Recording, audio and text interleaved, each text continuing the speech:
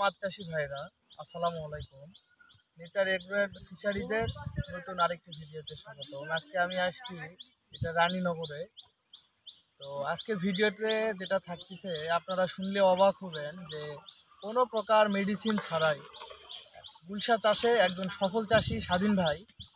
তো আমরা একটু স্বাধীন ভাইয়ের থেকে জানবো এবং শুনবো যে কিভাবে এই বৈজ্ঞানিক পদ্ধতিতে মাছ চাষ করে কোনো প্রকার মেডিসিন ছাড়া গুলশা চাষে ভাই সফল হচ্ছে এবং এই মাছটা গতকালকে ওঠানো হবে, আগামীকালকে উঠাবো আমরা মাছটা পুকুর থেকে। তো স্বাধীন ভাই, আসসালামু আলাইকুম।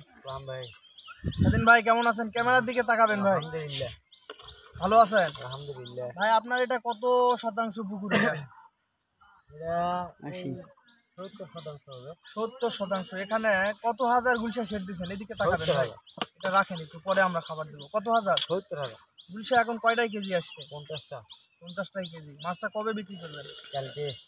কালকে বিক্রি করবেন। আচ্ছা, আপনি আমাদেরকে একটু জানাবেন যে এই যে বর্তমান সময়ে যে টেম্পারেচার হাই, বিভিন্ন সময় বিভিন্ন রোগবালাই হচ্ছে, এর মধ্য থেকে আপনি কিভাবে কোনো প্রকার মেডিসিন ছাড়াই পুকুরটাতে মাছ চাষ করলেন? এ পর্যন্ত পুকুরে কি কোনো প্রকার মেডিসিন দেন নাই? কোনো মেডিসিন নেই, ডাইরেক্ট খেলাতে ডাইরেক্ট বিক্রি করছিল।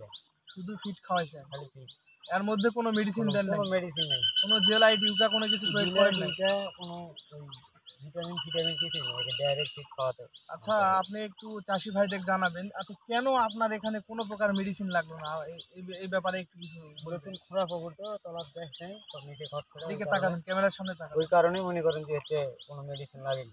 আপনি বলতেছেন যে নতুন পুকুর, তলাতে কোনো কাদা নাই এবং পুকুরের চারপাশ বাঁধা এবং পুকুরটা অনেক ভালো, কোনো গাছপালা নেই, এই জন্য কোনো রোগবালাই হয় না আপনার মনে হচ্ছে?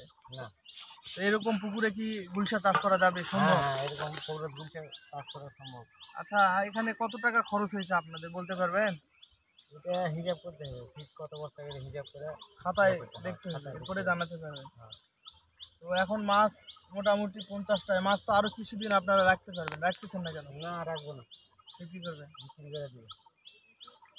তো চাষি ভাইরা, আপনারা শুনলেন যে এই যে পুকুরটা, এটা মোটামুটি আপনার 70% জলা। তো এখানে 60,000 গুলশা সিট দেওয়া আছে। আর অন্যান্য কি মাছ আছে ভাই? 70 মাছ অল্প রুই আছে। রুই কত পিস? ওই কত 200-250 হবে। 200-250 পিস।